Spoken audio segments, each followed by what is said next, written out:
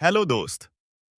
मेरा नाम है अतनु और आप देख रहे हो स्कैरी नाइट में। कहानी श्रापित गांव। डॉक्टर आर्यन को सरकार ने एक रहस्यमयी बीमारी की जांच के लिए छत्तीसगढ़ के एक सुदूर गांव भैरवपुरा भेजा था। वहां पहुंचते ही उन्हें महसूस हुआ कि यह जगह सिर्फ एक गांव नहीं बल्कि अजीब सा सन्नाटा और डर अपने अंदर छिपाए हुए है। गांव में हर जगह भैरव नाम के एक पुराने मंदिर की चर्चा हो रही थी। आर्यन ने अपनी जांच शुरू की और देखा कि बीमार लोग अजीब हरकतें कर रहे थे। उनके शरीर पर काले काले गहरे घाव थे और उनकी आंखें एकदम सफेद हो चुकी थीं। उनकी हालत इतनी खराब थी कि वे बिना वजह चीखते चिल्लाते और अपने ही शरीर को नोचने लगते।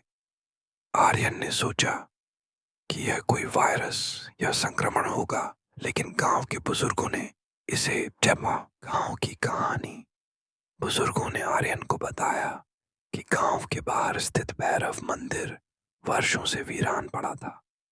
लोगों का कहना था कि वहां भैरव देवता का निवास है और जो भी उनकी पूजा में खलल डालता है उसे देवता श्राप दे देते हैं।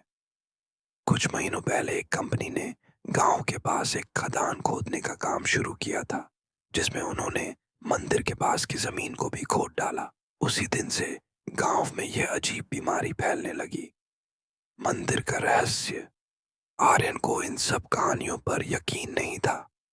उन्होंने गांव वालों को वैज्ञानिक तरीकों से समझाने की कोशिश की, लेकिन किसी ने उनकी बात नहीं मानी। एक रात आर्यन ने खुद मंदिर जाने का फैसला किया। आधी रात को वह टॉर्च लेकर मंदिर पहुंचा। मंदिर टूटे फूटे पत्थरों से घिरा था और वहां अजीब सी ठंडक थी। जैसे ही आर्यन ने मंदिर के अंदर कदम रखा, उसने देखा कि वहां एक बड़े पत्थर पर सूखे खून के धब्बे थे। अचानक उसे लगा कि पीछे से कोई उसे देख रहा है। उसने मुड़कर देखा तो एक परछाई सीधी उसकी तरफ बढ़ रही थी। वह जोर से चिल्ला उठा, लेकिन उसकी आवाज जैसे वहां के पत्थरों ने निगल ली। भैरव का प्रकोप। अगली सुबह गांव वालों ने देखा कि डॉक्टर आर्यन गांव के बीच एक पेड़ के नीचे बेहोश पड़ा था। जब उसे होश आया तो वह जोर जोर से बड़बड़ा रहा था, मुझे माफ कर दो, मैं मंदिर में नहीं जाऊंगा। उसका पूरा शरीर कांप रहा था। कुछ ही दिनों में आर्यन की हालत भी वैसे ही हो गई जैसे गांव के अन्य बीमार लोगों की। वह खुद को नोचने लगा और अजीब अजीब हरकतें करने लगा। गांव वालों ने उसे गांव से बाहर भेजने की कोशिश की, लेकिन आर्यन ने गांव छोड़ने से मना कर दिया।